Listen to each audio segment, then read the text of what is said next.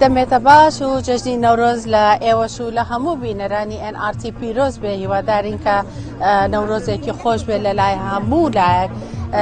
ئێمە ئێستا لە پارکی فینچ پارکین لە شاری لەندەن لێرە بۆ ڕۆژی دووهەم کوردانی تاراوکە کۆبوونەتەوە بۆ ئەوەی کە بەردەوام بن لە ئاهەنگی نەورۆز و بە هیچ شێوەیەک نەکەرەنتێنانە ڤایرۆسی کۆرۆنا ڕێگری بووە لەکردنی ئاهەنگی نەورۆز و هەر بۆ نێشەوە ئەچینە لای هەندێک لەو هاوڵاتیانێک کە لێرە ئامادەن بۆ ئەوەی کە پیرۆزبایی خۆیان بنێرن فەرموو لەگەڵمان بن.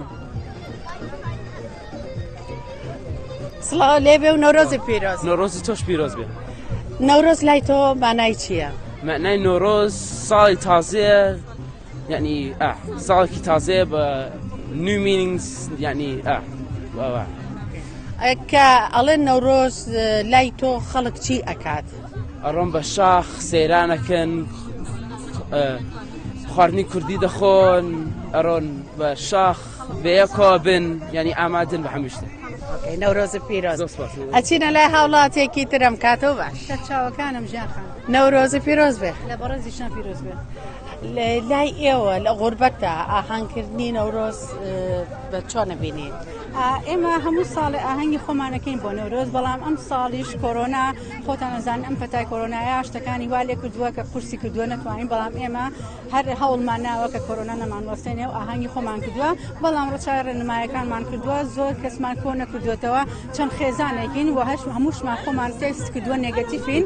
جا لەبەرەوە ئێمە ڕۆژی نەورۆز کۆبوونێتەوە بە خۆشی بە شادی. ئەم ڕۆژە پیرۆزە یادەکەینەوە، جێژنی نەورۆز لە هەموو لایەک پیرۆز بێ. لە ئێوەش پیرۆز بێ. ئەگەر ڕێکەم بن ئەچینە لای ئەم خانمە بەڕێزەی کە لێرەیە دا خانم کاتەوە باش و نەورۆزی پیرۆز بێ. نەورۆز لەیوەش پیرۆز بێ ئینشەڵا بەخۆشی و هەموو ساڵێ بەخۆشی. زۆر سوپاس دەکەم. هەستە چۆنە لێرە لە شاری لەندەن لە غوربەتە ئاهەنگی نەورۆزە گێڕی؟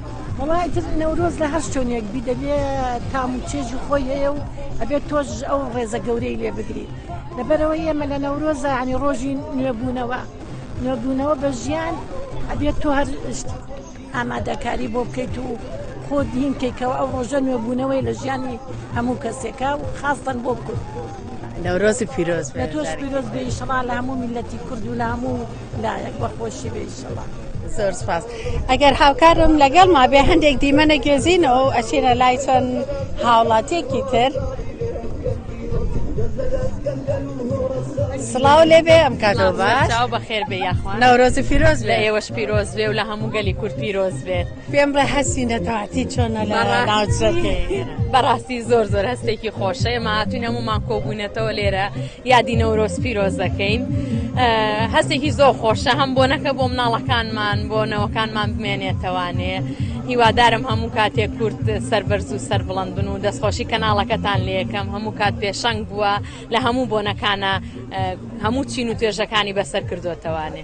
زۆر سپاس. جەژنی پیرۆز بێ جارێکی تر. ئەچینە لای خانمێکی کە ئەگەر هاوکارم لەگەڵا بێ نەورۆزی پیرۆز بێ. زۆر سپاس لەگەڵ تۆشە. چیت هەیە بۆ خەڵکانی کوردستانت لە لەندەن و لە غوربەت تۆ چیان پێ بڵێ؟ وەڵام پێیان بڵێم جەژنی هەمویان پیرۆز بێ و ئینشەڵا هەموو ساڵە بەخۆشی شادی بێ. زۆر سپاس. جەژنی پیرۆز بێت. لەگەڵ ما بە هاوکارم ئەچینە لای کاک مەحەممەد. کاک مەحەممەد ئەم کاتەوە باش؟ باشتر بۆ تۆزیان. جەژنی نەورۆزی پیرۆز بێ. جەژنی تۆش پیرۆز بێ. سپاس دەکەم. چیت هەیە لەم ڕۆژە بڵێ بە هاوڵاتیانی کورد؟ داواکەم هیوادارم ئەم ساڵ وەکو ساڵەکانی ڕابردوو نەبێت، هەمیشە خەڵک لە خۆشییا بێت، لە خۆشگوزەرانیا بێت و داواش لەو ئێرانیش و لە وڵاتی تورکیاش و لە وڵاتی خۆشمانەکەم لە ئێرانیشەکەم کە ئەو زیندانیانە کە بە ناحەق لەسەر مافی خۆیان لەسەر مەسەلەی چارەنووسی خۆیان کە دەربەرەوەی تەنها کوردن زیندانی کراون ئازاد بکرێت. بەڵێ هاوڕێیان ئەمە بوو بەشێک لە ئاهەنگی کوردانی تاراوکە. هیوادارین کە کورد هەردەم لە ئاهەنگا بێت و نەورۆزی هەموو لایەک پیرۆز بێت.